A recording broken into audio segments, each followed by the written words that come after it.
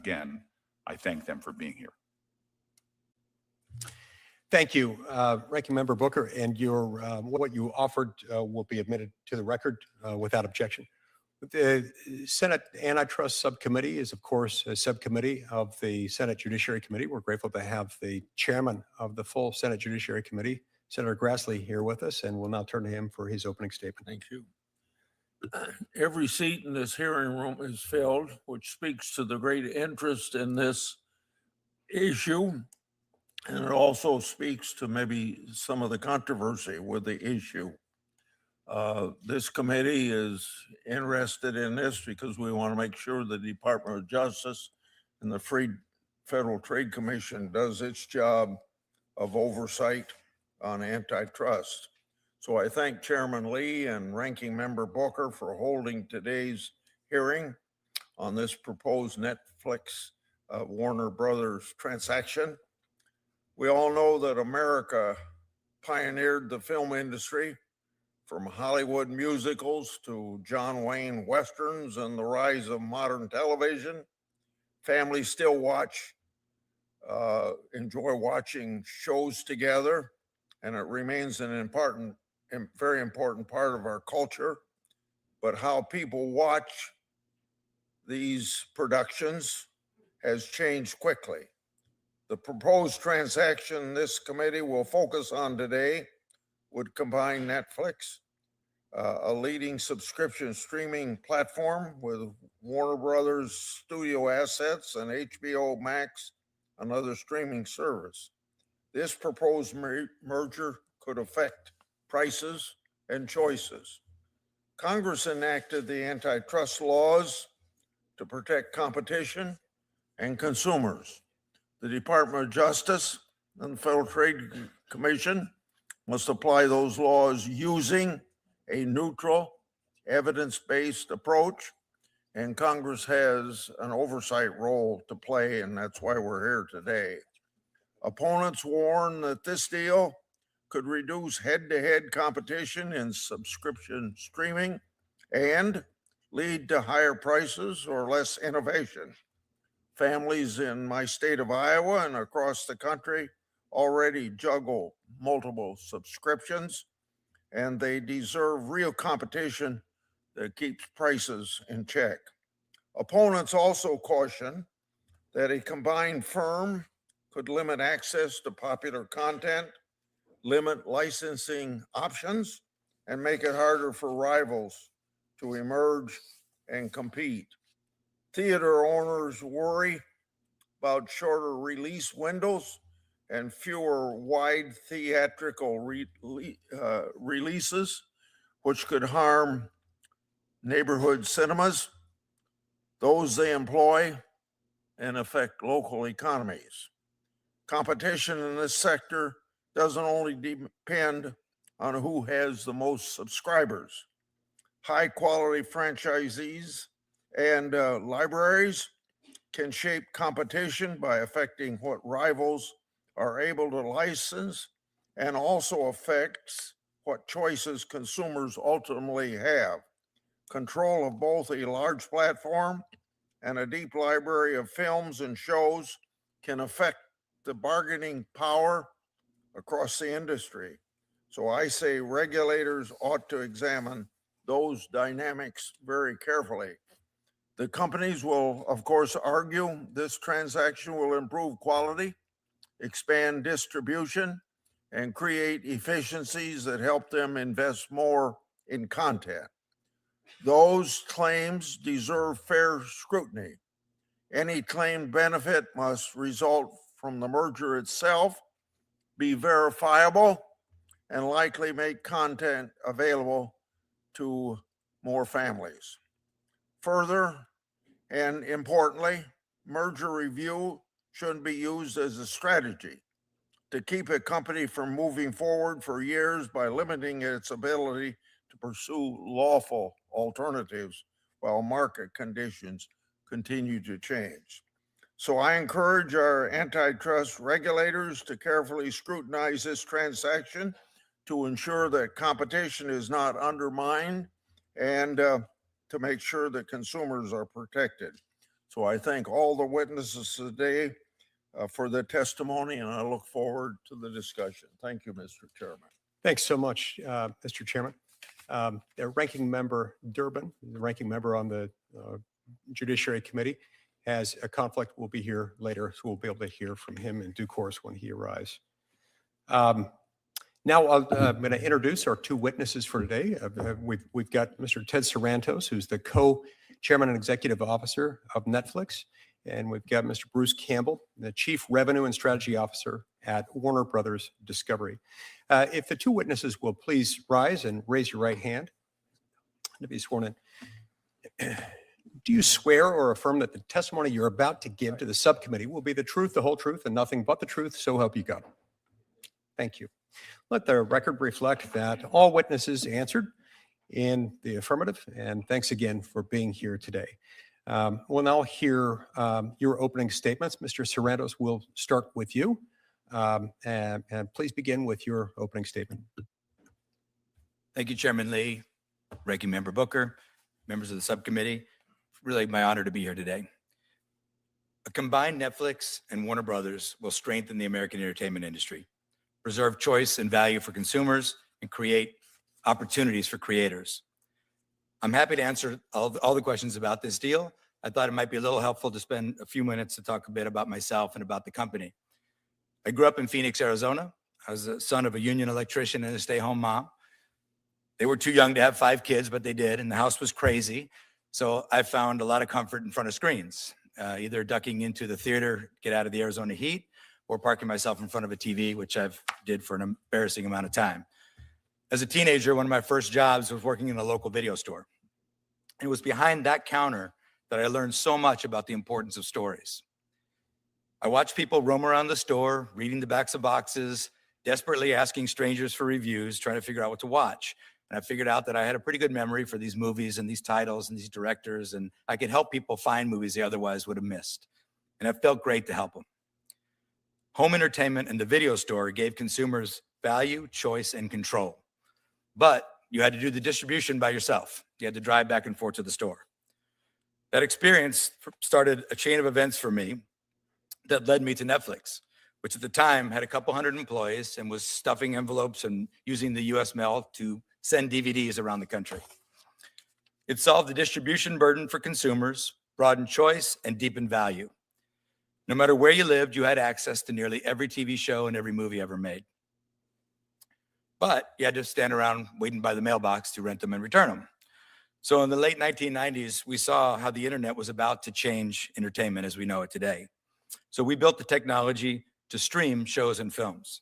Finally, fans had access to thousands of choices with total control of how and when to watch them, and at a tremendous value relative to TV. Over a decade ago, we began programming our own programming like House of Cards and Stranger Things and The Crown, and movies like The Irishman and Marriage Story, Red Notice.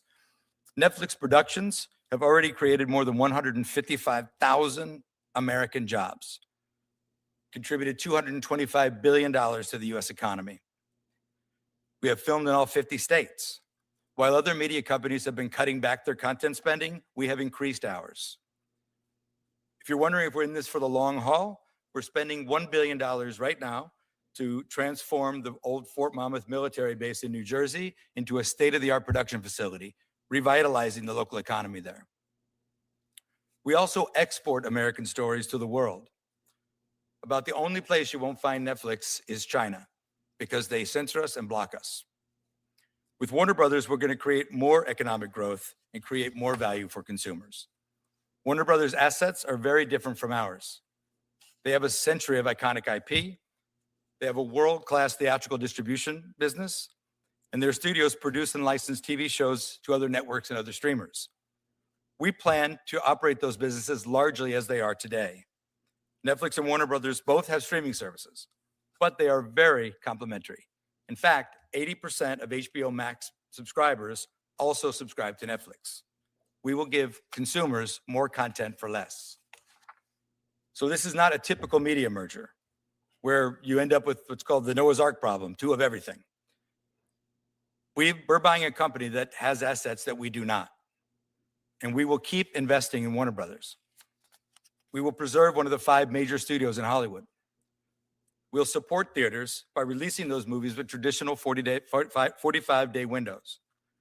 And we'll keep growing the American entertainment industry. Let's be clear, TV and film have never been more competitive than they are today. And this deal will not change that. Our goal is to win the moment of truth. That's when Americans sit in their couch, pick up their remote control, and decide what to watch. That's where we compete. Today, consumers can easily choose between broadcast and cable like CBS and so many other networks, and streamers like Netflix, Disney Plus, HBO Max, Peacock, Paramount Plus, Tubi. And that also includes deep-pocketed tech companies who are trying to run away with the television business. Companies like Google's YouTube, Amazon Prime Video, and Apple. If you look at streaming alone, YouTube is the #1 platform for viewing time. They have NFL football. They have an exclusive deal for the Oscars. They have a deal with the BBC to produce original programming. Some of their creators have bigger budgets than typical Hollywood television shows. YouTube is not just cat videos anymore. YouTube is TV. This explains why Netflix, with all of our success, are only about 9% of TV viewing time in the US. With Warner Brothers, we'll be about 10%. This deal keeps one of the most iconic Hollywood studios healthy and competitive. Warner and Netflix together will create value for consumers, more opportunities for the creative community, and more American jobs. Thank you so much, and I do look forward to your questions. Thank you, Mr. Sarandos. We'll turn now to Mr. Campbell. Chairman Lee, Ranking Member Booker, and members of the subcommittee.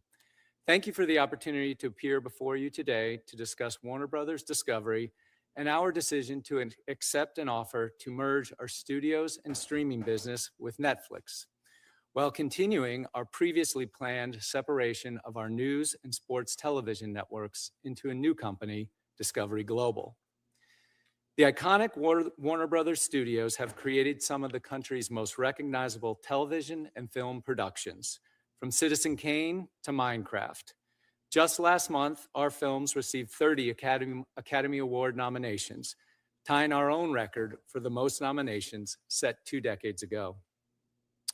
Discovery grew largely from the cable revolution of the 1980s, delivering a variety of content on cable networks such as the Discovery Channel, Animal Planet, Food Network, and HGTV. As the media landscape evolved over the past several decades, Discovery expanded its focus on digital media, delivering high-quality content across a range of platforms in addition to cable. In 2022, Discovery merged with Warner Media, which was then being spun off from AT&T to create Warner Brothers Discovery. This history exemplifies the dramatic and dynamic changes we have experienced in the entertainment landscape over the past 100 years. Today, those changes are only accelerating as consumers access video content through numerous paid and ad-supported services. Consumers are experiencing a flood of options, including expanded social media platforms, digital and interactive games, and dozens of other entertainment options that compete for consumers' interest and attention. This increasingly complicated media landscape has also resulted in considerable consumer frustration. The abundance of streaming options has made it more challenging for consumers to find the content they want. Advertising revenue is also less stable due to marketplace changes such as the move to on-demand streaming services and the rise of social media. At Warner Brothers Discovery, we have continuously sought to innovate and respond to the changing marketplace. The 2022 merger gave us the ability to identify and align common business strategies.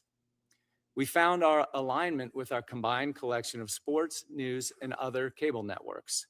And we saw a different collection of business opportunities with our studios and streaming business.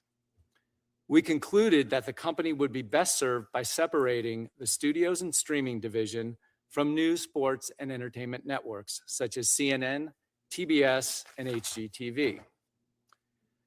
Last summer, we announced plans to split into 2 companies, Warner Brothers and Discovery Global. The separation strategy was designed to position each company for long-term success by enhancing the strategic flexibility and sharpening the competitive focus of each entity. That decision prompted others in the industry to look anew at the company and our world-class collection of media franchises, brands, and properties. Last fall, we began to receive various outreach and offers, including most significantly from Paramount, Skydance, and Netflix. Our board responded with a full review of the company's strategic options. Paramount, Skydance, Netflix, and another company made a variety of offers that our board considered carefully and fully. Ultimately, after careful evaluation of the competing offers, our board unanimously determined that Netflix's offer was and remains the best opportunity for our company. In this proposal, we saw a compelling and unique opportunity to combine our existing separation strategy with the strengths of Netflix. This vertical merger permits Netflix to expand its nascent movie and television production capabilities with the addition of the Warner Brothers studio assets. It gives our production capabilities access to Netflix's popular and consumer-friendly streaming and distribution platform. The merger also permits us to continue our planned separation of the global networks business, which we continue to believe is in the best long-term interests of the company. At the same time, the board continues to review and evaluate additional offers as they have been received to determine if any are superior to the Netflix offer, consistent with the board's obligations under law. We are excited about the future of the combined company with Netflix, and we look forward to providing consumers with thrilling and entertaining content across all of our storied media properties for many years to come. Thank you, and I look forward to answering your questions. Thank you so much. All right. We're now going to proceed to questions. Each senator will have 5 minutes to ask questions per round, and we'll alternate between Republicans and Democrats in order of seniority subject to the early bird rule. And as I mentioned earlier, Ranking Member Durbin has had a conflict, so when he arrives, we'll hope to hear his opening statement as well. Mr. Sarandos, why don't we start with you, if that's all right? Now, Netflix, under current conditions, that is pre-merger status quo Netflix, it produces and distributes its own scripted long-form, full-length feature films, TV shows, documentaries, and series, correct? Thank you, Senator Lee. Yes, it is correct. We do produce, it is a small portion Yeah, of our title But offering. it's part of your library. Part of our library, yes. In fact, it plans to invest roughly $20 billion annually, separate and apart from the merger, in order to increase production, adding to its portfolio. Is that right? Production and licensing, correct, Yes. sir, yes. So if Netflix already produces content and plans to increase production, increase that investment on new production, regardless of the merger, tell me why you want to make this acquisition with a competing content producer and a competing streaming platform. Well, today, Warner Brothers is both a competitor and a supplier. And our history, the reason I walked through that little history in the opening was that our history and my own professional history has been about adding more and more value to consumers. Right. And you do that by adding more choice. And to do that, it requires a great deal of volume of production and a volume of licensing, which we do today. I would say too. By supplier, you're referring to the fact that through licensing arrangements, you already Correct. We license television series. and air. film Well, you from don't and really air. various- You stream some of their content. Correct. In movies in various windows, and in original series and licensed series as well. Now, YouTube does not invest in producing original content, at least not in the same order of magnitude, not anywhere near what Netflix does. Is that right? I can't speak to their specific economic impact. I know that they do not share the risk with the creators in doing that. They certainly step up, and we compete with them for things like that Academy Award deal. Certainly for the NFL football games they recently did with the NFL game in Brazil. Now, So yes, they do spend a great deal of money on content. now, YouTube does share advertising revenue with users, primarily, I believe, with users who do produce their own content. I assume you wouldn't disagree with that characterization. In other words, Yes. most of regular YouTube, let's differentiate for a minute.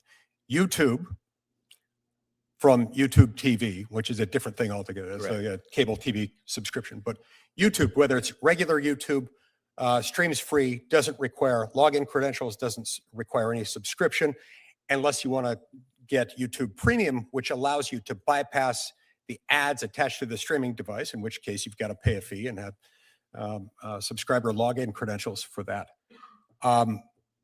They're not in the same business. They're not producing the same thing. Sure, they produce content, they share advertising revenue with creators, but these are more like sort of end user creators producing shorter content, not full feature length films typically. Isn't that right?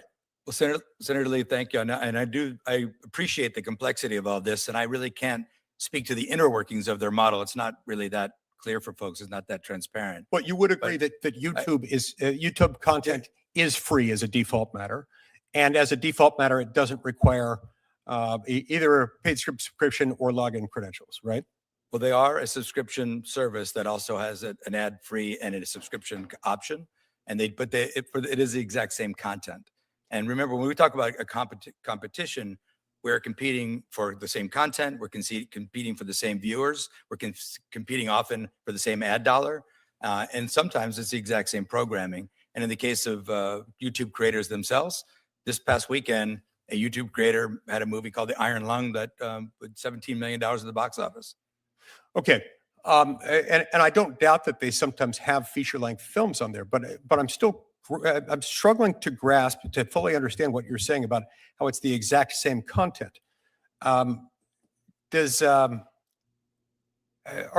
this content that is produced with, I don't know, the involvement of the Screenwriters Guild, content that is produced typically in a studio? Where does most of the content on regular YouTube come from? Again, regular YouTube, not to be confused with YouTube TV. Correct. And I would point you to the comments of Neil, the CEO of YouTube, who just drew a point to the fact that YouTube creators are buying Hollywood studios and producing content at very competitive levels today. And he himself calls it TV. And I would say, what people also miss is about 50% of the engagement on YouTube today happens in the living room on a TV, not on, I think people largely think of YouTube as a mobile device service. And it is 50% today and growing very fast on television. And for Netflix, a very small percentage of our content is ever watched on a mobile device. It's primarily on television. And on that screen, sir, it is a zero-sum game. So if you're watching YouTube, you're not watching HBO Max, you're not watching Netflix, you're not watching CBS. So that is why when we talk about competing for the moment of choice, competing for the viewer's attention, competing for the ad dollars, competing for the subscription dollars, it is all the same pool of content and all the same pool of viewers. But look, my time's expired. But just very briefly before we go to the next senator, I want to make sure that I understand what you're saying.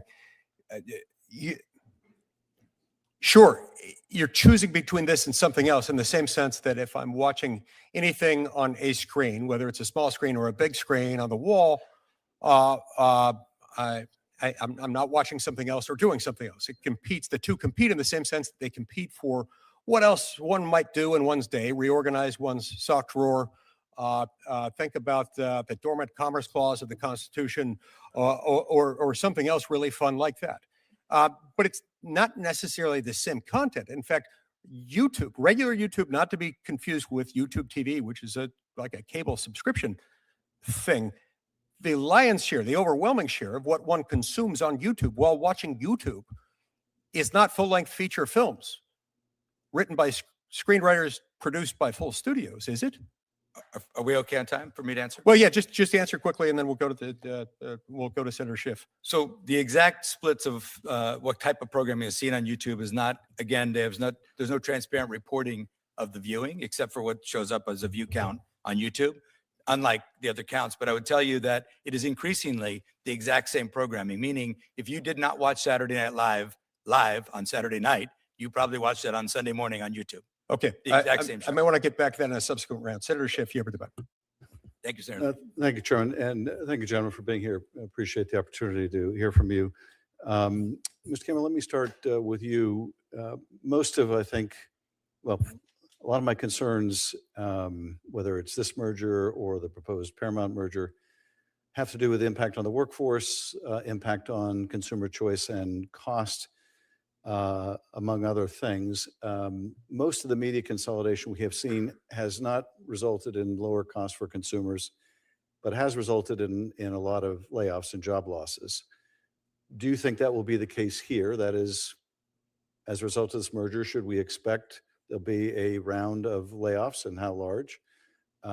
Should we expect consumer prices to go up? And if not, why should we think this will be the exception?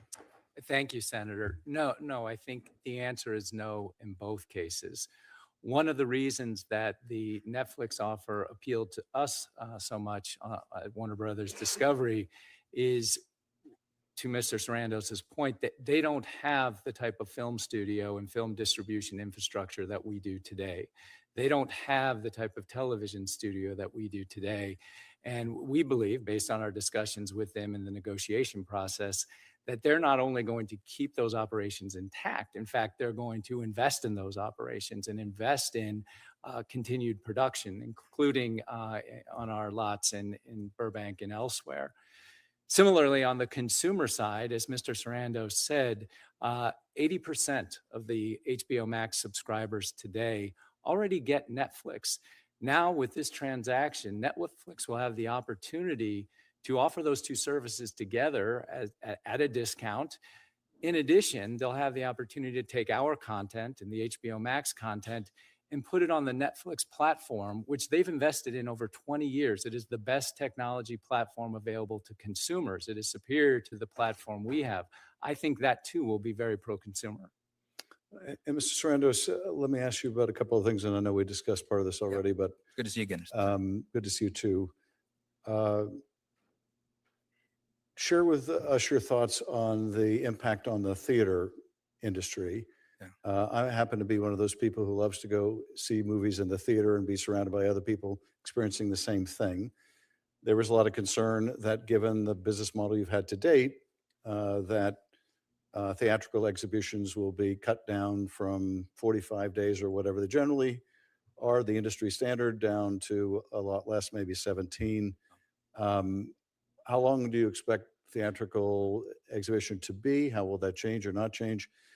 And also, in terms of jobs, for many of the other studios, we've seen a growth since the pandemic in production at home. Netflix has been a bit of an outlier, though, where we've seen more production move overseas. Now, I know you're building a new facility in New Jersey, but what accounts for the production shift, the greater production shift we see of Netflix to production overseas, and how do you think that'll be affected by this? Well, thank you for asking, Senator. And let me work backwards on the question. We have some local for local production that happens overseas, meaning we have a service in South Korea and we produce some Korean content for the South Korean market in local language, local cast, local producers, that kind of producing. That happens separate and aside from this. Almost all of the vast majority of our content spend is produced in the United States. There's been many studios, including Disney, just recently moved all the Avenger movies to London. By way of example, there's a production incentives that draw production away. What I've been doing for the last several years is working with the state of New Jersey to create an incentive that competes with that UK incentive and brings production home. We're building the big studio in New Jersey for that. Since that incentive passed, we had 11 projects. 7 of them were slated to go to the UK, pulled back into New Jersey. So we are leading production in the United States and intend to keep growing it. As Bruce said, the Warner Brothers slate of movies are still getting made. We're making them. We're going to operate Warner Brothers Studio largely as it is today, including releasing the movies in the theater with the traditional 45-day window. Now, I know I've earned some skepticism over the years on this because I was talking a lot about Netflix business model, which was different from that. We didn't own a theatrical distributor before. We do now, and a great one. They did $4 billion in box office last year. So that's all baked into the price of this company that we're looking at, and we want to keep that going and invest further in that. So this will continue to push up those jobs that we talked about and push up that production primarily in the U.S. So this will keep the theater business intact, This will definitely keep production in the U.S. growing. I think what we've done in New Jersey is going to change the course of production in the U.S. completely. And I think other states will see the value of that as well. Well, this gives me a perfect final opportunity to do a little self-promotion, Mr. Chairman. I have a bill that would provide a film tax credit analogous to what's been driving film production overseas that's offered in other countries, and would welcome anyone who would like to work together. Greatly support you on that, Senator. Thank you very much. Thank you, Senator Shipp. Senator Hawley. Thank you, Mr. Chairman, for calling this hearing. Welcome to the witnesses. Mr. Sarandos, if I could just start with you, let's continue to talk a little bit about the labor impacts here, if we could. How many U.S.-based employees does Netflix currently employ, do you know? About 10,000. Yeah, what about in production roles? Well, in the it's a fluid number, but we've had about 155,000 production jobs About now? on our originals at any given time. I don't know the number exactly, sir. I can follow back with your staff, though. Warner Brothers, how many U.S. production jobs? I don't have the exact number, but it would be, I would think, in the 8,000 range. Okay. Here's my question. If this merger goes through, what's your projection about the amount of domestic production, say 2 years from now? Is it going to be static? Is it going to decline? It's going to, our production is going to increase. Domestic production. Domestic production Employment. is going to increase. Most of our production is domestic, and it will continue to increase. We've recently forecast our content spend independent of this deal to grow to $20 billion. And those, that's a combination of licensing, producing. Now, those licensing dollars compel production as well. That's why it's hard to get an exact number. Let me show you the data here about U.S. production recently. Yeah. It's the red line here, starting from in 2021. You can see it is pretty much straight downward. There's been massive shift in production, as I think as Senator Schiff was alluding to just a moment ago, massive shift in production overseas to other foreign jurisdictions, leaving the United States. So will you commit to increasing domestic United States production and domestic United States production jobs? Did I hear you just say you would? Senator Hawley, absolutely. It's in our business plan. It's in our long-term operating DNA. I will point out, sir, respectfully, that chart is Los Angeles. Yeah, Some but of it is Los Angeles, but if you look at the data, it is reflective. This reflects all of U.S. production. U.S. production is not going up, right? But some of these jobs have moved. It's going Some of these down. jobs have moved to Yeah, New but the Jersey. overall numbers are going down, and this is exactly the concern of labor. And without objection, Mr. Chairman, I'd like to enter into a statement for the record from the Teamsters, who have major concerns about this deal, as does, frankly, pretty much every segment of labor, Mr. Sarandos. And what they all say is they're worried that you're going to cut residuals, which is effectively payments. You're going to cut production jobs. So let's just go through a few commitments here. Will you commit to using union labor for all domestic shoots? We do use union labor. Will you commit to using it in the future for all of your domestic shoots if this deal goes through? Senator Hawley, we do use, this is the most unionized industry in America, and we use union labor on all our production. And you're going to going forward. I'm looking for a commitment. You have my commitment. Will you commit to a 45-day or longer theatrical release window for major Warner Brothers films? Senator Hawley, I just said that I would do that under oath. So yes. Good. And will you commit to fairly compensating your workers in the industry with residual payments? Well, top of market payment has been Netflix's business philosophy since we started operating over 25 years Listen, ago. what you have been routinely accused of compressing and reducing residuals. It's one of the biggest objections to labor to this deal. So let's see if you can lay that to rest today. Will you commit to full residuals? Senator Hawley, I would like to tell you this is a very complicated answer because we prepay. That's usually on the way to no. That's usually a way of saying no. So I'm looking for yes. Senator Hawley, I understand this is not a yes or no answer. It kind of is, though. It kind of isn't because and we were going to sit down with the unions. You're disappointing me. Starting in the next few days, sir, we're sitting down with the unions for new contract talks that start actually in 3 days. That's a complicated, long no. I would really hope it would be yes. Okay. Are you asking me to commit to residuals in the traditional form? Because I don't think that applies in many cases. That's why I'm getting there. All right. Well, I think you've got some work to do on that, Mr. Sarandos, and I would hope that you'd reconsider your position. Before my time expires, I want to ask you about something else related to children. Why is it that so much of Netflix content for children promotes a transgender ideology? Almost half of your content for children, I'm talking about minor children now, I'm not talking about teenagers, minor children, promotes a transgender ideology agenda. I was just looking at the data here from your various series.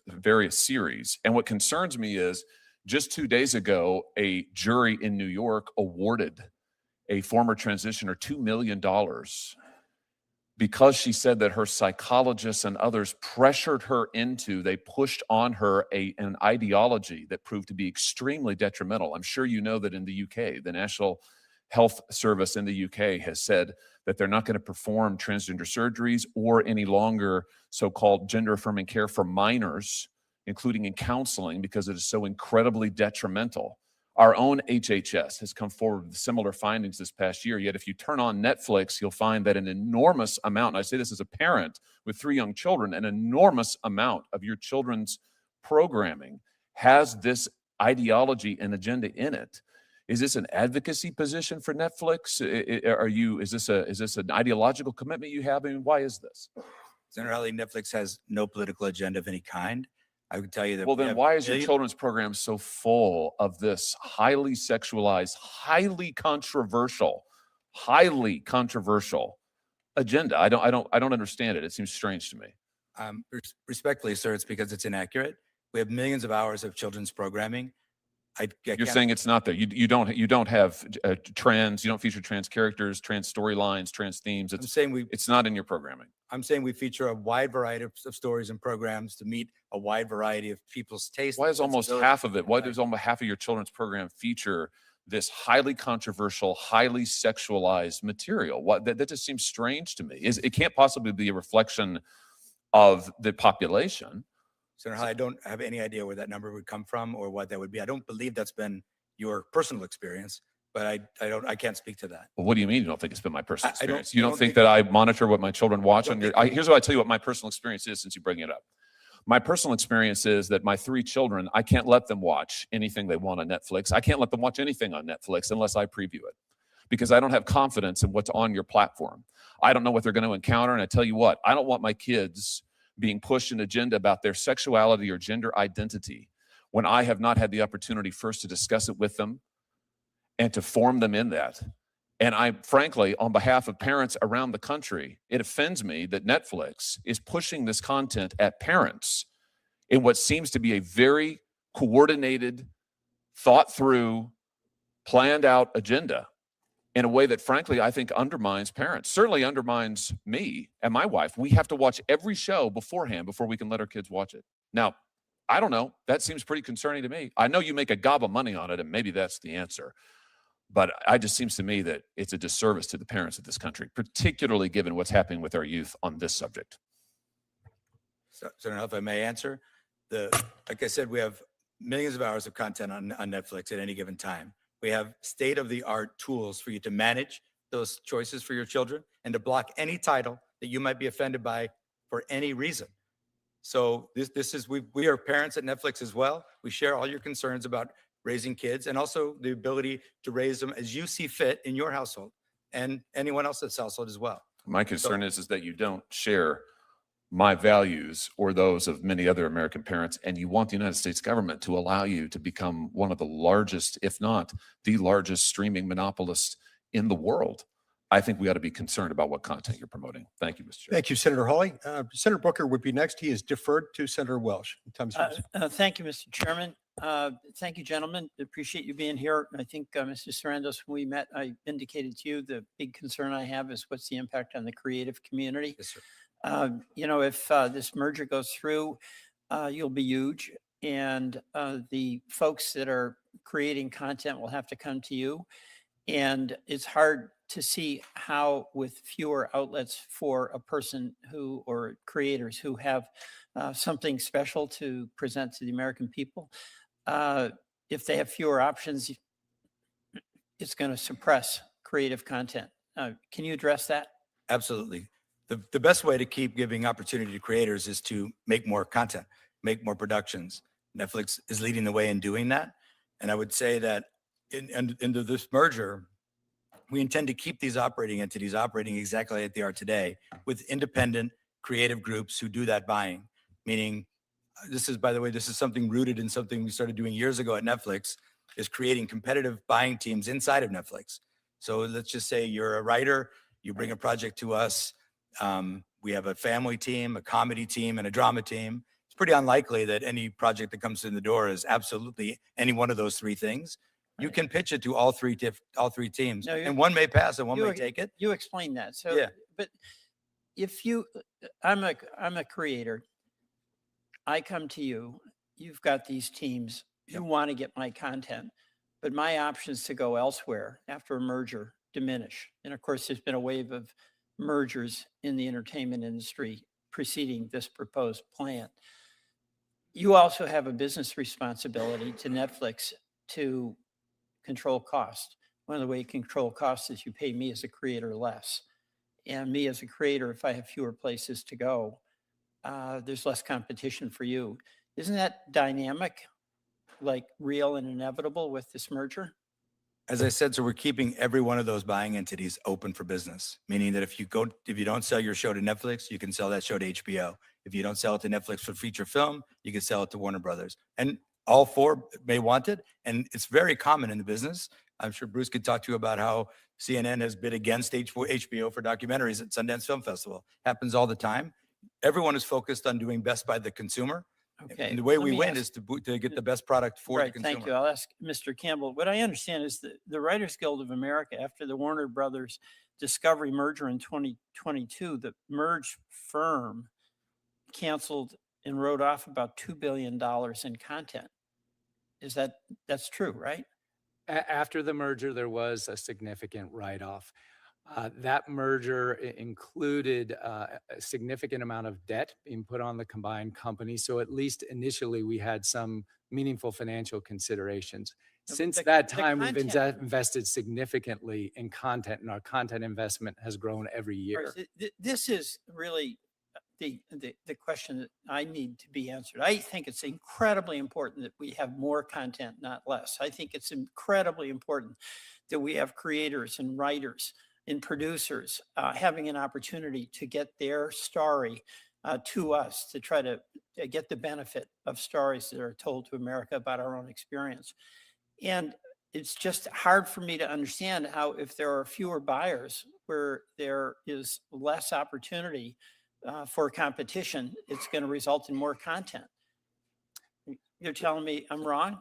No, we know as a successful studio, both on the television and film side, the way you're successful is by convincing the creative community that if you come to your studio, you're going to get a fair shake. And as Ted But, has, there's something wonderful in the culture of a good company, right? And Warner Brothers has done extraordinary things, but it's really, as I understood it, been really committed to movies and creating incredible movies. Netflix is astonishing in what it's done out of nothing. It creates streaming, which is very, very popular. All of us use it. But those, Warner, if you're going to be in charge of Warner Brothers, you'd like to say that nothing will change, but don't we usually hear that anytime there's a big merger, that nothing will change and it'll all be better? So prove it. Senator Welch, I'd like to explain that because, like I said earlier today, most media mergers have fared poorly. I agree. Mostly because one of two reasons. Either you have the Noah's Ark problem. You bought a company that has the exact same sets of assets that you do. So that's all you do is cut everything in half and look for the profit, squeeze it out. That's not what we're doing. We don't have any of these assets that we're buying from Warner Brothers. The other problem usually is a company that doesn't have particular expertise in that business, and they wind up just sucking cash out instead of putting cash in. We have a particular expertise in this business, and we have a strong, healthy balance sheet to keep investing in this business. Now, it is different from previous media mergers. I know that. But I will tell you, I've been at Netflix for over 25 years. We have done every year we've been successful by doing things differently. And this media merger will be different than any of the others because we actually need these people. We need those movies. We need those series. So we're going to keep them all operating. And I want them to compete with one another, just as if we didn't own them. And it's very common that the teams inside of Netflix compete for the same project all the time. Thank you. Yeah. Mr. Chairman, I yield back. Thank you, Senator Welch. Senator Smith. Thank you, Mr. Chairman. Mr. Sarandos, you are currently the co-CEO of Netflix. Is that correct? That is correct, sir. Yes. Okay. And until recently, you were the chief content officer. Is that correct? It's been a couple of years now, yeah, but yes. Do you think Netflix is a powerful company? We're a successful company. Okay, I think it's pretty powerful. That's probably why we're here today, right? To judge whether or not it becomes anti-competitive in some particular way because of the power that it wields. You just said a moment ago that Netflix does not have a political agenda. Do you think Netflix is a politically biased company? No, sir, I did not. Okay. Would it surprise you if I told you that what percentage of donations from Netflix employees and other folks affiliated with Netflix go to Republicans versus Democrats, you think? I saw a number of published a while ago. It's very high Democrat. Like 99%? Could be, yeah. Yeah, that seems pretty high. Do you think that indicates any kind of bias by the company? Sir, Netflix doesn't have a political giving arm. It does not have, we don't have an active PAC. We don't influence our employees to do anything, and our employees can support issues and candidates at their will. Okay. On June 20th, 2020, on its X page, Netflix posted a video titled, quote, "To my white friends, guilt, shame, embarrassment," end quote, and saying, quote, "We need to do everything in our power to amplify that message." Do you stand by that statement? I have no recall of that statement at all. Okay, I just read it to you. Do you have an opinion about it? I don't have any idea what context it's in or anything. It Okay. sounds, In the sounds wake like a of social media in the wake of the George Floyd riots on June 20th, Netflix posted on its page, "To my white friends, guilt, shame, embarrassment." What does that mean? I think that is an uncharacteristic post that I'm deeply regret if that got posted that way. Okay, well, it did. Netflix also said on May 30th, "To be silent is to be complicit." I don't, okay. I was just reading you some things that Netflix posted at the time. So you don't stand by that statement then? As I said, sir, we have no political agenda. Posting something like that would be quite political, but Right. I would, I would agree. yes. I would agree And with you there. I would say, I hope that wouldn't happen again. Okay. Netflix also said on June 10th, 2020, that to implement the BLM, the Black Lives Matter agenda, Netflix understood, quote, "that our commitment to true systemic change will take time." Do you still think that takes time? Are you still actively engaged in this effort? Again, so we're not engaged in political efforts like that. Okay. Any longer? You're not, you were, but you're not now? I can't think of a period of time. Okay. I think of the time you're talking about was quite a volatile time for many I companies. think a lot of people said things they regret then. I'm just trying to figure out if they actually regret it or not. I'm not going to get into your quotes on DEI, but it seems that both you and Netflix both have made a habit of promoting DEI and wokeness. I'll just give a few examples. Netflix content is synonymous for the modern phenomenon of race swapping, both historical and real and fictional characters.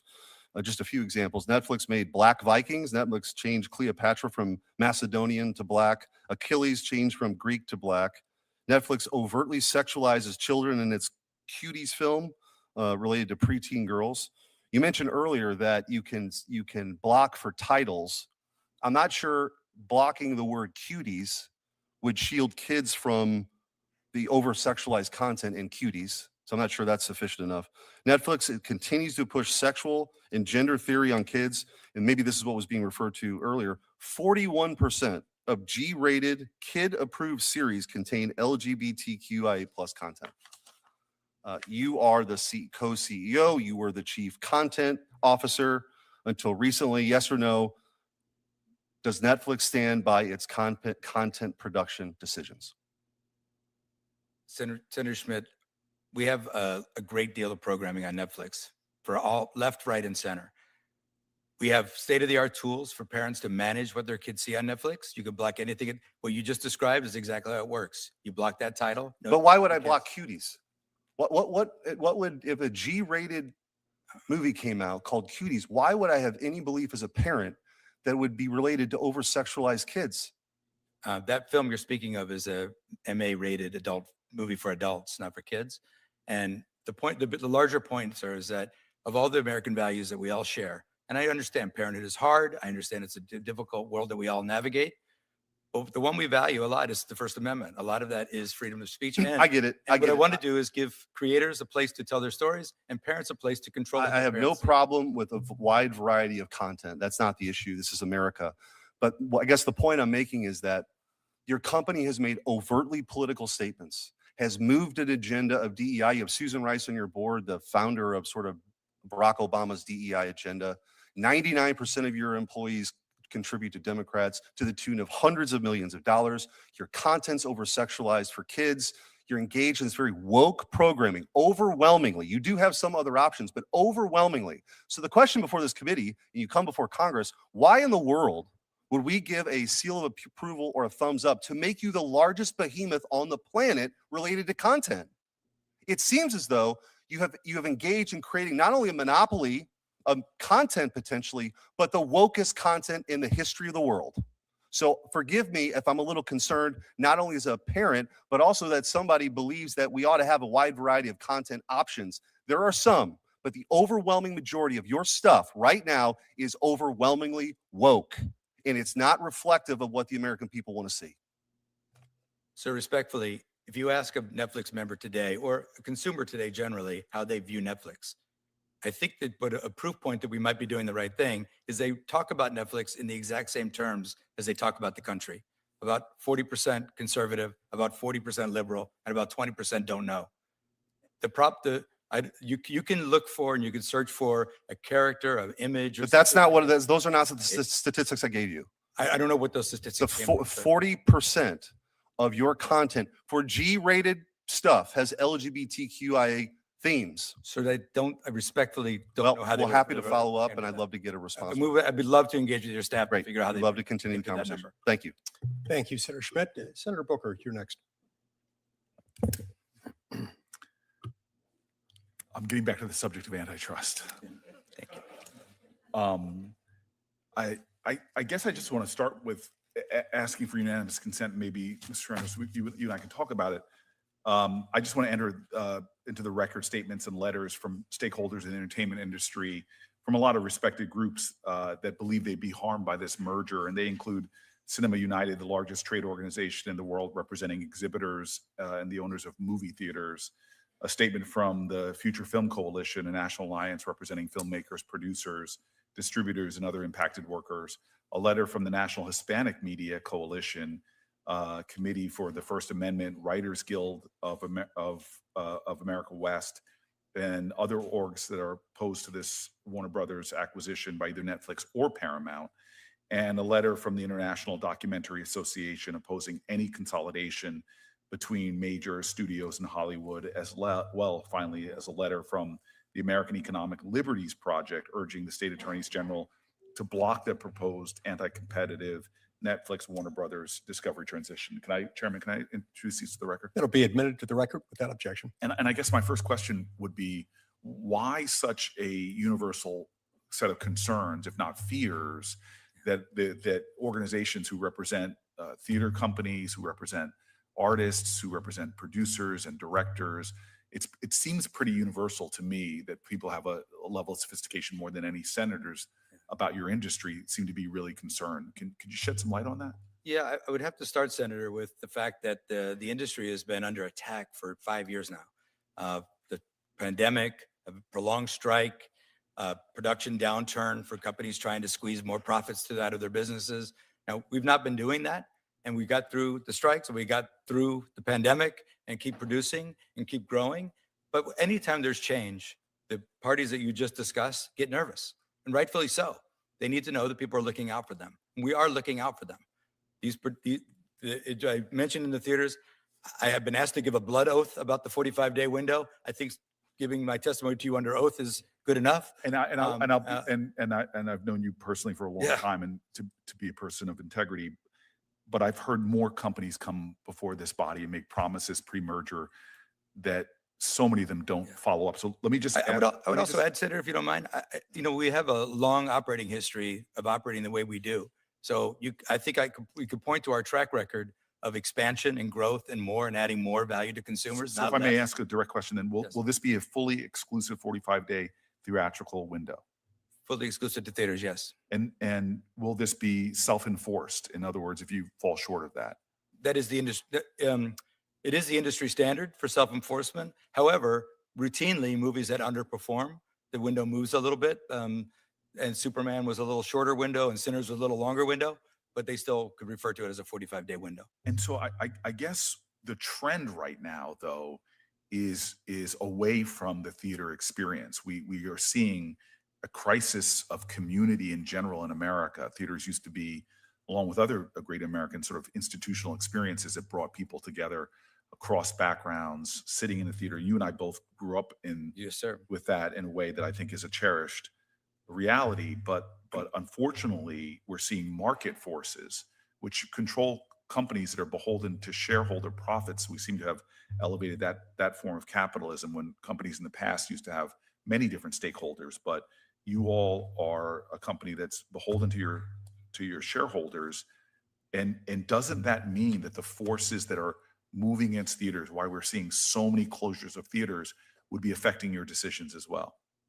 No, actually, no. And in fact, now that we are in the theatrical business, we want to win in the theatrical business. We want to make movies that people care enough to go out and see. In fact, in the last couple of weeks, we've done things like we put the finale of Stranger Things in theaters around the country the weekend it came on Netflix, and thousands of people, thousands of sold out shows, revitalized the theater business for what was otherwise going to be a soft weekend. We've done it in the past with these events. We've released our movies with the independent theater owners over the years all the time. And I think now that this is going to be part of our business, we're going to treat it as importantly as every other part of our business and win. And you do that by making movies that people care about and go out to do. I think Warner Brothers did an exceptional job of that this year. And they did $4 billion at the box office, which is one of the reasons why this company costs so much to buy. So we want to keep that going and actually improve and build on it. And so one of the last things I want to ask in this round is that theater experience is something we're losing, this force of market forces that seem to be undermining the things that create community and connection. Another one is obviously sports. This summer, the FIFA Men's World Cup will culminate in Jersey, which I'm really proud of, as you can imagine. But next year, the women's national team, which is our most successful soccer in America, sorry fellas, but it really is.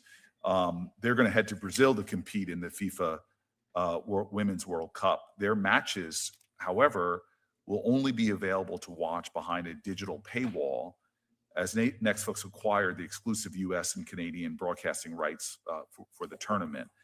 How are you going to ensure that households can really afford what to me is, in terms of my national pride, not to mention the kind of universal power that sports has created in terms of just connecting Americans? It's so central to American culture. What can you do about that? What can you tell me about that? Yeah, well, we don't control the rights to those. As you know, we compete with other folks, all those folks I talked about earlier, for those rights. And I do think Netflix is a very affordable option for households. You can see by our large household penetration that people can afford Netflix, and we add a great deal of value to them. I know we keep talking about price, but I think it's impossible to talk about price without value. And a consumer watching Netflix spends 35 cents an hour to watch Netflix. 35 cents an hour. Just to put that in perspective, Paramount Plus is over 90 cents an hour. So I think when people talk about affordability, they're talking about, what do I get for my money? And I think Netflix has done a great job of keeping that down for the American consumers and for consumers around the world. And so finally, and again, you're somebody I know, so I have extraordinary integrity I know that you have, but the reality is there seems to be everybody that I talk to that are on the artist side are seeing these trends as a way that is moving against the artist. And with your capacity for empathy, do you understand that point of view? Do you understand those fears? I definitely understand those fears, and I'm, like you, very friendly with most of the folks who create movies and television, not just for Netflix, but for others as well. And I hear about their fears. And the one thing that I could tell you, the reason I told that narrative about my life is I've made my life about getting those films made, getting those series seen. And it's very important to me. And it's very important that we do it in a fair and equitable way. And it's a very competitive landscape. When you have your show, it's not like just the two of us are buying it. When you have your show, you have many places to take it to. And it's not always perfect for everybody. But when it is, if you work at it and get it on the air, you will. Same thing with movies. Thousands and thousands of movies get submitted to Sundance every year. Only about 400 of them get seen in theaters. Thousands of them get seen because of streaming. So I do think it's important that all of these things work together. And the streaming window, or the pay TV window that Senator Lee talked about earlier, that's the value unlocked to consumers. And that helps fund I'm very proud. I think that we've created a model that will ensure the ongoing production and viewing of movies. That's what I'm most proud of. Thank you, Mr. Chairman. Thanks, Senator Booker. Senator Moody, you're next. Thank you, Chairman Lee, for holding this hearing, and thank you for our witnesses for being here today. You know, I think when there was an aside comment, like, let me get back to antitrust, as if the concerns that were raised because we'll have fewer players in this market is not something that's related to antitrust. Indeed, antitrust laws were created to ensure that there's meaningful competition to protect consumers, correct? Correct. And some of the issues raised by parents, both parents, young children in school. I'm a parent, young child in school. A lot of those concerns came up because more and more and more of the content that was produced or made available through your streaming service had to be screened or vigilantly watch their children as they're watching TV to make sure that they're watching things that were acceptable in their household. You would agree?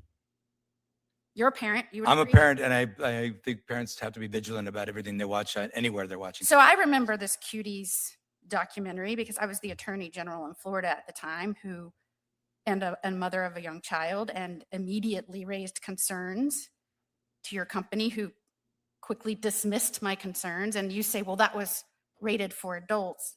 That wasn't rated for adults. It was 15 plus, correct? No, ma'am, it was MA. You were indicted by a federal grand jury for that content at one point, right? Or excuse me, a state grand jury in Texas I'm not, for the content of that. I don't recall. I don't recall. I believe it was 15 plus, and maybe I'm wrong. Okay. But in my world, that's not for adults. And we could debate that and use up all my time talking about that. But I think what was being presented to you is there is, in some families and many families across America, there is highly objectionable content on your streaming platform, but it's becoming a more and more prevalent streaming platform in America. You were confronted with some prior statements that you had made, and you said in response to that, I hope that wouldn't happen again. Very aspirational. Any parameters that have been put in place or policies that have been put in place to make sure that doesn't happen? I'm sorry, Senator. I'm just which one are we speaking of? The The previous- numerous statements that were put forth Yep. by Netflix. Sure. What I said. You is- said, these are so. I hope that wouldn't happen again, as if just by a wish and a prayer, it will never happen again. But are there policies in place that would prevent statements like that? There are policies in place. Our social media postings are not a place for politics. Is where our business intent is to entertain the world. It is not to have a political agenda. There are policies in place that to make sure. And What I'm saying we're is here- that these and are people one who do second, it. We're here because you're proposing to become even larger. And if there are folks across America that are already struggling with their limited options, you're proposing you become even larger. And I am just saying, maybe that shouldn't have been a joke. Let's get back to antitrust. Let's truly talk about whether there are going to be options. In fact, we need to make sure that indeed these laws are protecting American consumers as they're meant to. And they're not just, and Chairman Lee's concerns that they're not just a way for government to choose winners by stringing along acquisition, which I saw in the Biden administration happen. Do you think that, and I know you say that this might help with costs, that costs to consumers may go down? Or do you believe that you're going to have to put in place some sort of agreements to make sure that the competition remains strong and that consumers are protected in costs? Well, Senator, as I said earlier, this does not present a concentration risk that would require remedies like that. Our prices have gone up slower than all of our competitors. And as I was just saying to Senator Booker, they also offer much more value for the money. Again, I think consumers feel value in what do they get for their money. Am I wrong? In the last 10 years, hasn't Netflix costs already doubled? I'm not sure of the math. I do believe that streaming costs across the board have gone up for consumers. Well, the In our Netflix case, costs in the last 10 years have doubled, and that outpaces the rate of inflation. we have multiple tiers of service, so I'm not sure that that's true. Are there guardrails that you're proposing that might ensure that this merger doesn't increase prices to consumers? I mean, like I said, we don't believe that this merger represents any concentration risk. We are speaking actively with DOJ right now on the process, and it's still pretty early in that process. Thank you, Chairman. Thanks, Senator Mooney. Senator Klobuchar, you're up next. Thank you, Mr. Chairman. There's another spotlight hearing with the brothers of Renee Good, and that's why I've been going back and forth. So I appreciate your understanding. So I think everyone knows I've had longtime concerns about competition, and anytime the biggest player in the industry seeks to get bigger, there is concern for consumers. Netflix has been noted as the most popular streaming service in the US, and through this acquisition, it would take over the rival streaming service HBO Max, potentially giving it power to further increase prices. What incentives will exist, Mr. Sarandos, for Netflix to ensure streaming remains affordable for consumers and to produce more content? First of all, thank you so much, Senator. Good to see you. I'll tell you the incentive is the business model that we've created. We've built on improving the value proposition for consumers. Whenever we come back and ask for a little more money, it's because we've given them a lot more value. And that's the dynamic I talked to you about, this price per hour of viewing being a third of some of the other services that are available. And I think people see that value in the engagement that they see. They have to really love what they're watching, and thank goodness we're doing a good job at that. Mhm. So last year, Netflix raised its subscription prices while continuing to add subscribers. And I'm just concerned by combining, there would be even more incentive to do that. Well, I think we can only do that if the consumer sees the value. We are a one-click cancel. So if at any point the consumer says that's too much for what I'm getting, they could just with one click of the button cancel Netflix. So that whole process of being able to fund more entertainment for consumers, you have to do it in perfect harmony. Okay. Mr. Campbell, CNN, I think we need more independent and diverse sources of news, not less. The 24/7 nature of CNN allows people to immediately get news. And while Warner Brothers Discovery's linear television assets, including CNN, aren't part of this transaction, it's vital that CNN remain a viable independent source of news moving forward. What are your plans for CNN as part of a standalone entity, and how will you ensure that consumers retain CNN as an independent, reliable source of news? Yeah, so one of the benefits of this transaction is prior to completing the deal with Netflix, our global networks business will be spun out. CNN, both its linear and digital businesses, will be part of that entity. In fact, it will be a centerpiece of the offering. CNN is one of our most popular cable channels. It's important for advertising, it's important for distribution, and certainly it's important for consumers and their access to independent news.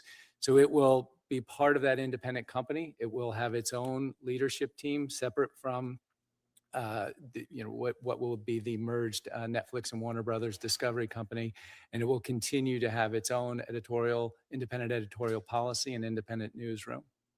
And do you think Warner Brothers, given all of the success, last year earning more than $4 billion globally, with movies like Minecraft movies, Superman, Sinners, not to give you advertisements here. Do you believe that Warner Brothers Studios and streaming would be a profitable business as a standalone entity? We are a profitable studio. We've had great success. This movie studio business goes up and down every year. And as I mentioned in my opening statements, we didn't necessarily set out to sell that business. Our goal was to separate the two companies because they have very different business models. It was only when we got the inbound interest that we looked at our strategic options. Certainly, under Netflix leadership, I think there's an even greater opportunity for that Warner Brothers business to grow. I know that Ted and his team are committed to continuing to invest in the great content there. So yes, we're profitable today, but I think there's an even better business with Netflix. Mr. Sarandos, just to turn, I know some of my colleagues asked about theaters, which I'm concerned about. I think it's a very important part of our places to gather and see movies together. And Mr. Sarandos, iconic films have been made all over the U.S. In Minnesota, I'm sure you take note that the Coen brothers, Fargo, to Disney's Mighty Ducks, to, of course, Grumpy Old Men were made in Minnesota. It's a beautiful place. to shoot. Yeah, but we could do better. And so we have seen more and more production of movies shift overseas. And while announcing its planned acquisition of Warner Brothers, Netflix said the deal would, quote, significantly expand U.S. production capacity and continue to grow investment in original content over the long term.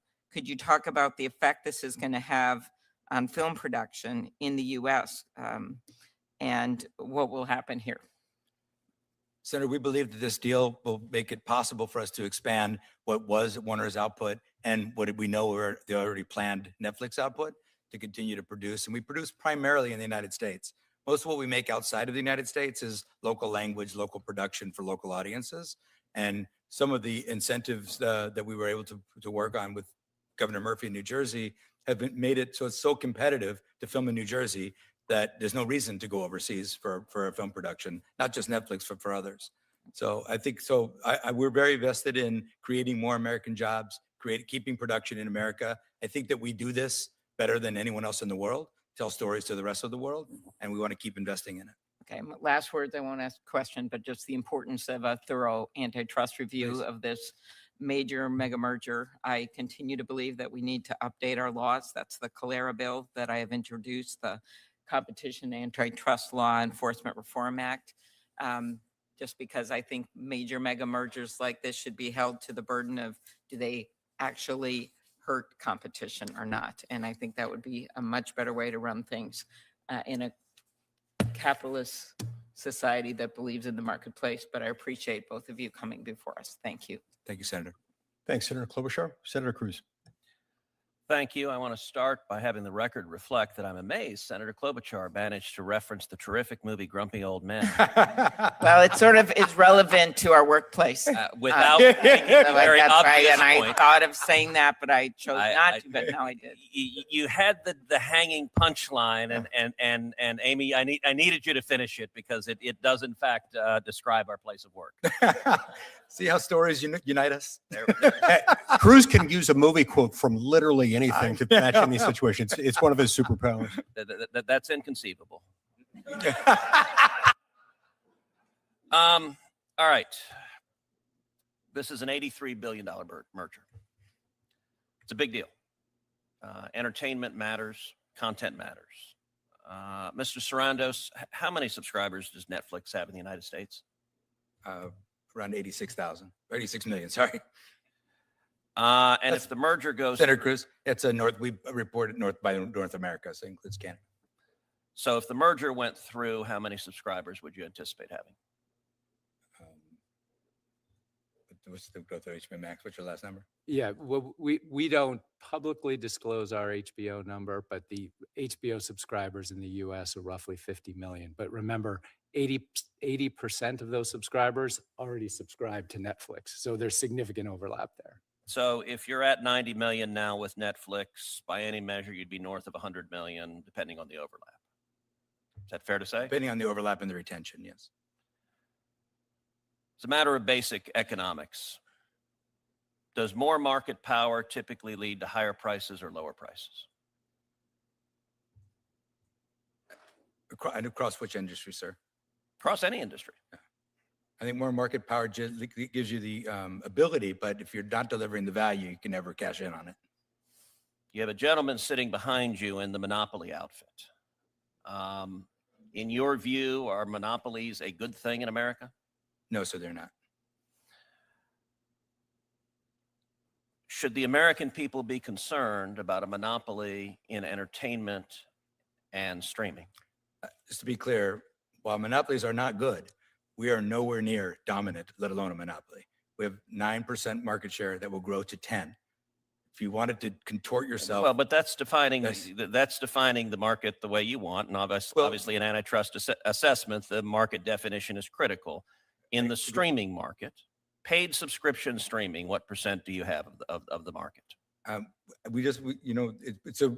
For us, that would be kind of a fantasy construct. Okay, so you So- don't want to answer that. No, I'm just saying, if you take YouTube out of the picture, which is the one that you see that people think is controversial, we'd be about 18% plus 3% of 20, about 21%. So another aspect of this merger that I think is raising significant concerns, which is an ideological aspect. Would you agree there's a difference between entertainment and propaganda? Yes, sir. I and many others on this committee have been concerned for a long time about censorship in the media, and censorship in Hollywood. There already seems to be only one acceptable political view. Actually, I want to ask, did either of y'all watch the Grammys this week? I did not. Just the tail end of it. One simple question. Are we right now on stolen land?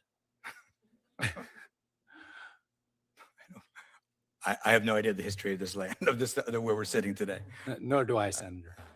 So that speaks volumes that neither of you are willing to say, hell no, we're not on stolen land. And I will say at the Grammys, when you see an entertainer say, nobody is illegal while we're on stolen land, and then you see entertainers leap to their feet clapping so excitedly at the notion that America is fundamentally illegitimate, it starts to convey that the entertainment world is deeply corrupt. And I will point out that same singer who says no one is illegal on stolen land promptly went back to her $14 million mansion, and somehow that stolen land she wasn't concerned about, just the United States of America. Look, Netflix has long been a left-wing company. Your founder, Reed Hastings, is one of the biggest Democrat donors in the country, including giving millions recently to the massive gerrymander in California, making it one of the most gerrymandered states in the union, because your founder desperately wants a Democrat House of Representatives. Susan Rice from the Obama White House is on your board of directors. You guys gave $50 million to the Obamas, as far as I can tell, to produce no discernible content whatsoever. How would you tell a Texan sitting at home to feel comfortable? CNN is already a dumpster fire. There's nothing resembling objectivity. There's nothing resembling journalism anymore. How are people at home how should they feel even remotely confident that if this merger happens, the combined entity would not simply be a propaganda outlet pushing one particular political view with much greater market power than you have now? Well, sir, we would fail. We would fail pushing a political view or propaganda. We deliver entertainment to consumers. Our consumers see our business pretty much the way they see America. About 40% conservative, about 40% liberal, about 20% don't know. And but when they turn on TV, they're tuned in to be entertained. And if we fail to entertain them by trying to promote propaganda or anything other than entertainment, we fail. Mr. Campbell, same question to you. We see the world very similar.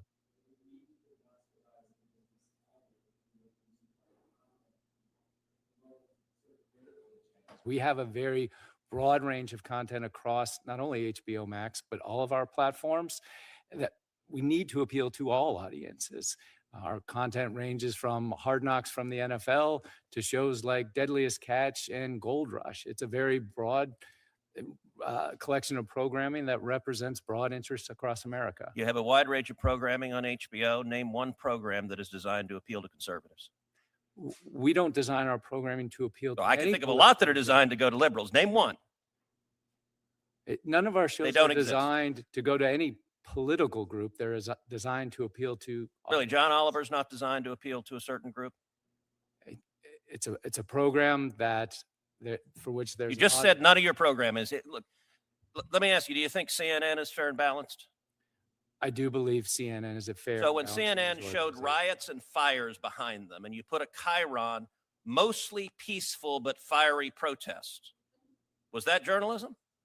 Sir, I'm not involved with CNN, and in fact, they're not part of this transaction, but they have an independent editorial board. They have independent news gathering. We don't direct. They're their only, and decisions they have on no paper. independence other than hating Donald Trump, which is why their viewership numbers have plummeted, because they don't actually report news. They instead engage in very biased propaganda. And I will say the truest words you said a minute ago is when you said with respect to Mr. Sarandos, well, he and I see the world in very much the same way. That is exactly the problem, that in the world of journalism, it should not be propaganda. In the world of entertainment, there is a reason why entertainers who are even slightly right of center get blackballed in Hollywood, writers get blackballed in Hollywood, actors get blackballed in Hollywood.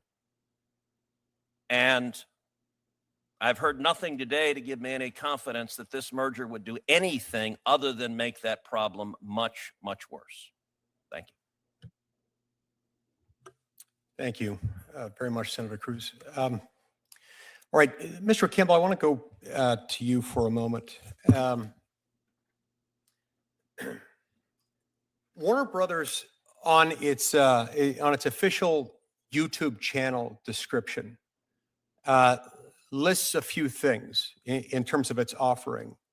It invites viewers to subscribe for what it describes as follows, quote, movie trailers, clips, and featurettes. But it doesn't say anything in there about full feature-length movies or television series, correct? We provide a significant amount of content to YouTube, including produced shorts.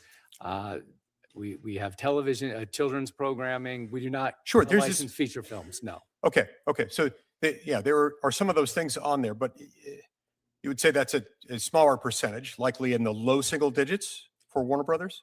Oh, it's hundreds of hours of programming that we provide. Oh, no, I don't doubt that. But in the broad scheme of things, in terms of all the content that is displayed through YouTube, it's a small portion, right? I mean, that's not your bread and butter for YouTube. It's not the bread and butter for this. It's a small portion, but it's an important platform for us, yes. Okay. All right. This is good to know. Now, let's now we're not going to do that. You're free to be here. I was worried, by the way, when Ted was suggesting it was a costume. I had this brief moment. What if it's not a costume? What if that's just the way he dresses? But it's not.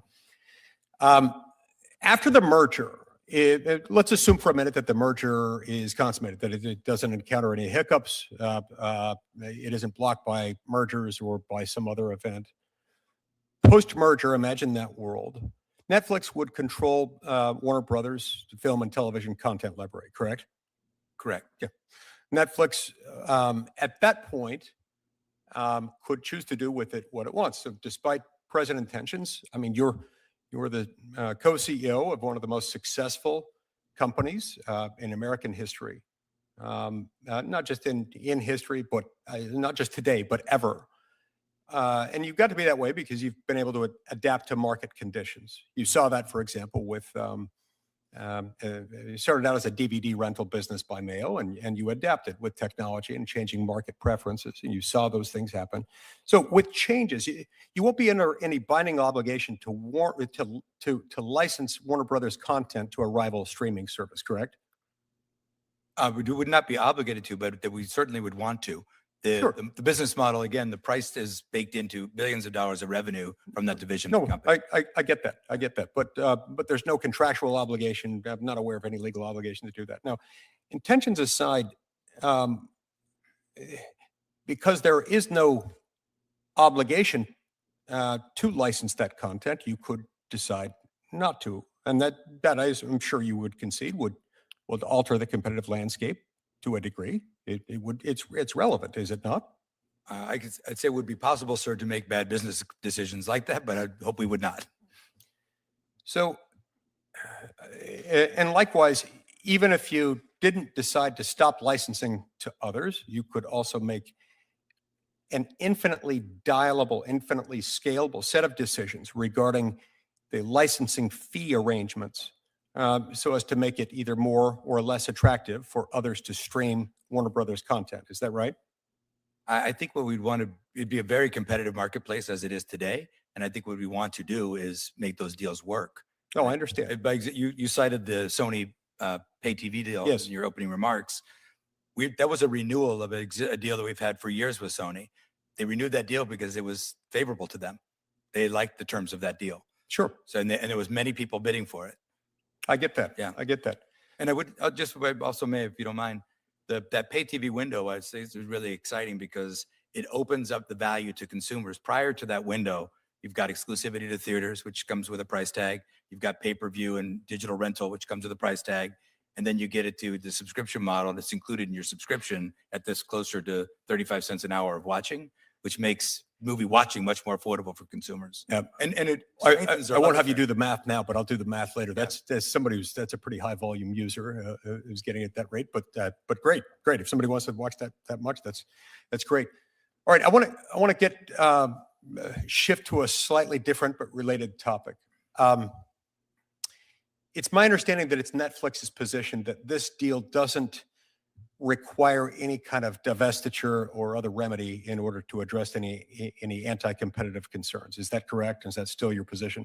It's our position, but it's going to ultimately be up to the Department of Justice. Sure. Now, there's a term of art in the industry among antitrust lawyers known as litigating the fix. Litigating the fix sometimes involves a technique whereby one takes a deal, take it all the way to the altar, and sort of right before you reach the altar, you say, "Oh, wait a minute, we've got a fix." Just to add on to show how magnanimous we are, we don't think there was a problem with it anyway. But just to show you how much we mean that, we're going to make some divestitures or slap some of our own conditions on this voluntarily, just to make clear that we're the good guys, we're the good folks. We want a pro-competitive marketplace. Now, if it's your position that no fixes are necessary, can I assume that you won't be litigating the fix here? I'm sorry, Senator. It's premature to talk through it. Right. Have you pre-litigated the fix?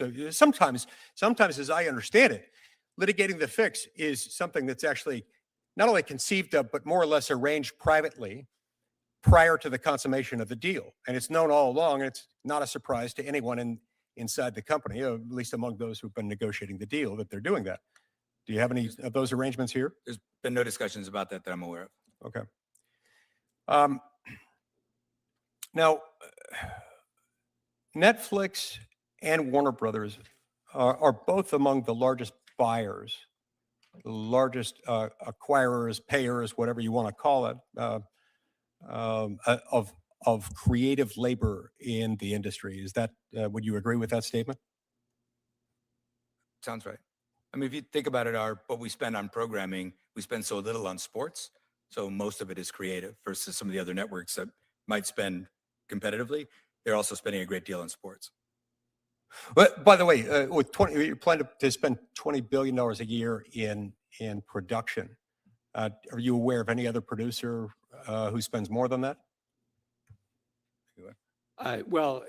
We spend on the entertainment side, we spend roughly $12 billion. And I know, we have a very competitive industry. When you look at Disney, clearly they're spending more than we are. Paramount, Universal, we're all spending in the same general range. Same ballpark. Okay, that is a fair amount of money. I mean, that's almost as much as my colleagues will earmark in a particular spending bill, but it's an enormous sum of money.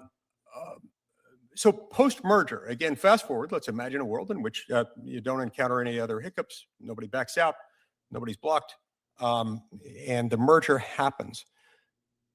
Wouldn't it be fair to assume that there would be fewer independent studios at that point, or fewer studios generally, competing to hire writers, directors, actors, production professionals, and others involved on the production side? I'm sorry, I'm missing the connections. Yeah, okay. Pre-merger, you've got two different companies. You've both got your own separate revenue streams. After the merger, you'll all be under one ownership. And all production costs, let's say if you, I don't know what happens, I'm not asking you to divulge that here, but the two of you combined, you'll be both spending a certain amount. I would imagine it could be something involving your current production cost plans plus your current production outlay plans, somewhere in that range. Right now, that's between two companies. It'll be under one ownership if the deal comes together and if it's completed. So at that point, wouldn't it be fair to say that there will be fewer studios competing to hire the writers, directors, actors, production technicians, and so forth? Actually, in the way that we're doing this deal, we're going to keep Warner Brothers Studio, both television and film, operating exactly like they are today. So no fewer studios. By way of example, in a potential Paramount deal, they would absolutely collapse from 5 to 4 studios. No, I grasp that, and I appreciate that, and you and I have talked about that in the past. And Yeah, this keeps the 5 studios I intact. recognize your plan, and I respect that. Nevertheless, you didn't get to be where you are today by playing it safe. Otherwise, we'd still be back in what's the name of the place where you worked? The video store. Arizona Video Cassettes West. It's fantastic. It's a very I love- catchy title. I right? love the West on it. I've asked him in the past to repeat that several times. Otherwise, you might still be back there. You're not content with the status quo. You see market trends. You see changes in technology and in distribution of market power. There's no guarantee that that will continue to be the case. There are all kinds of things that could change. All right, I've gone significantly over in this round. We may be back. Senator Booker, go ahead.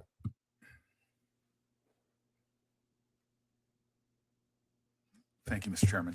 Mr. Campbell, it was reported that Mr. Sarandos met with President Trump on November 24th and discussed Netflix's bid to buy Warner Brothers at length.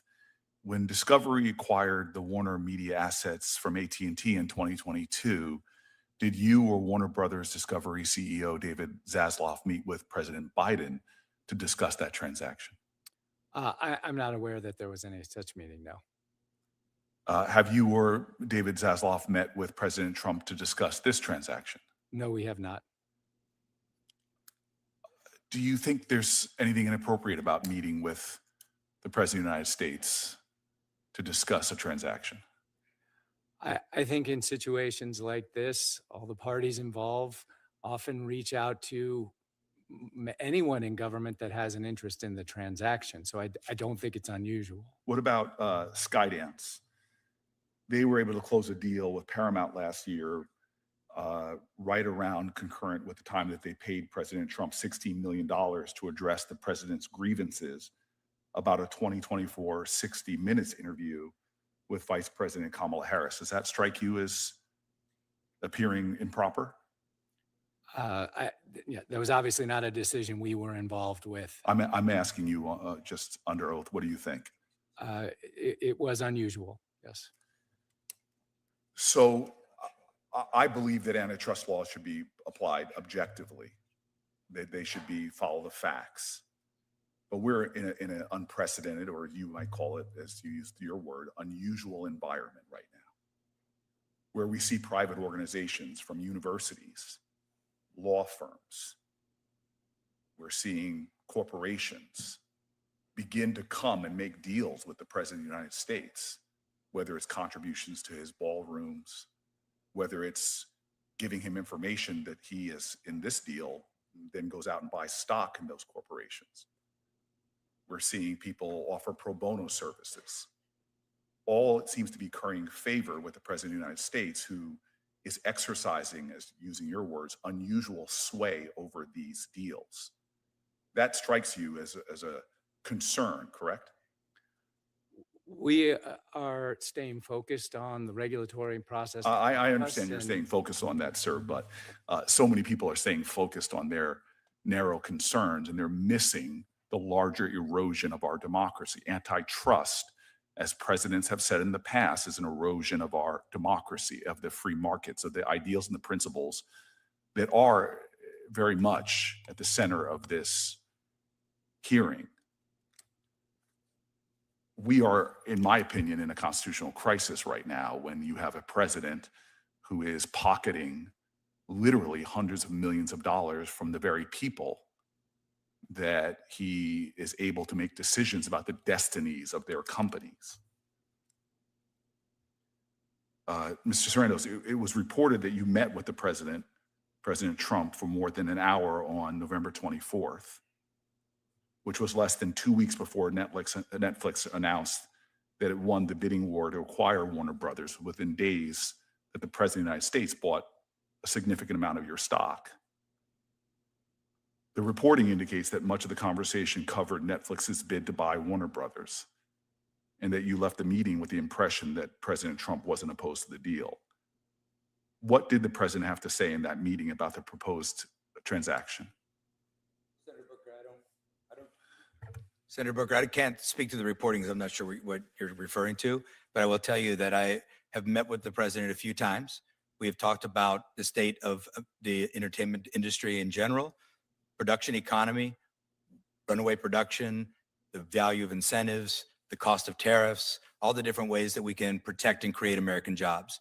I think it's wholly proper for the president of the United States to talk to leaders of industry about the industries that they're running. The deal was And we- not discussed. he The asked- merger deal was not discussed at all in the meeting? Of course, he asked for what was going on. How was the deal going? I gave him some general overview of what we were doing. And that was it. It was a very small part of the entire meeting. It was not a meeting specifically to talk about the deal. Did you feel that President Trump wasn't opposed to the deal? I got a feeling the president was very interested in protecting American jobs and American labor and American industry. And that's what we were talking about. You think his intentions in the case of this deal are just noble and objective? I think the president, from my experience, has been nothing but interested in protecting and creating American jobs and The protecting president has American stated industry. that he would be involved in the decision-making about the merger. Do you think it's appropriate for the president of the United States to be involved in a Justice Department merger review? I have confidence in this case on the merits and that it will be run by the Department of Justice. But that's not what I asked. I asked you is, do you think it's appropriate for the president of the United States to be involved in a merger review?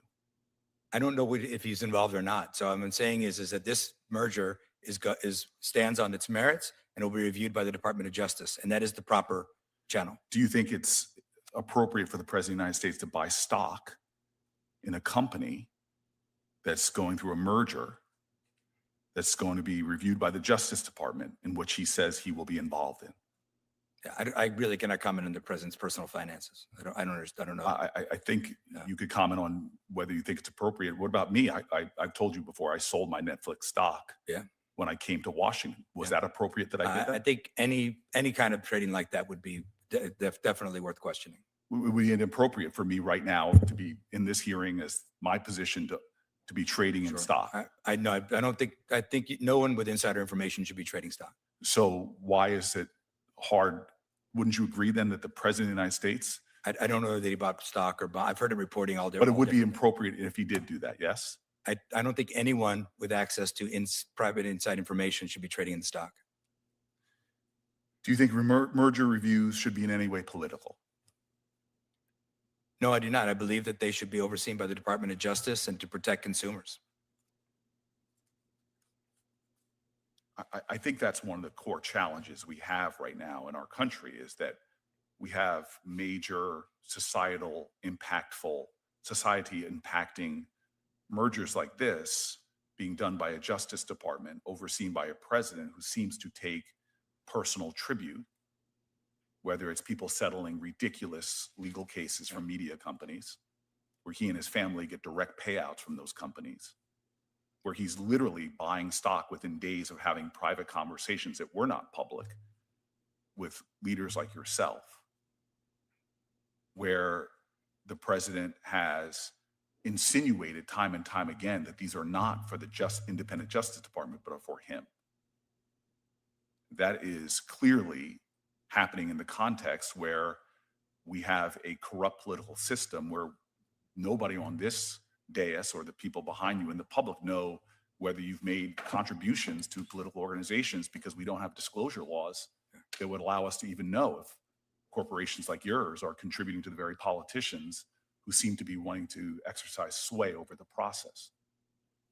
I got to show you, Senator Booker, there was no request or any offer that had anything to do with this deal in that conversation. Yeah, I appreciate that, and I take your word at it, because I've said multiple times, you're a person of remarkable integrity, and I've found you that way.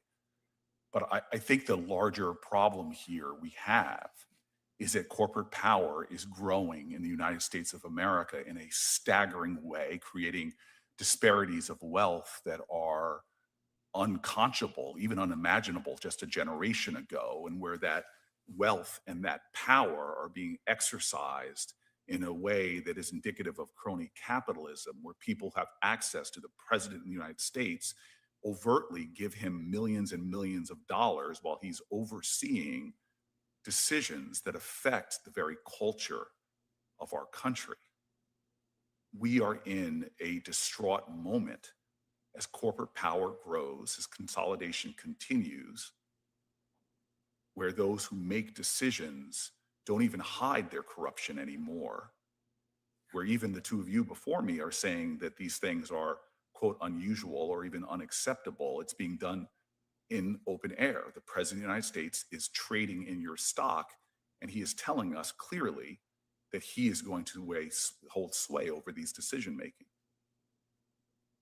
I tell you, and I've told you, that I'm hearing from parties who are expressing fear, and that fear comes not just from their self-interest, but about what our society is spiraling towards as wealth becomes more concentrated, as corporate power and their ability to sway the decisions of politicians becomes greater and greater.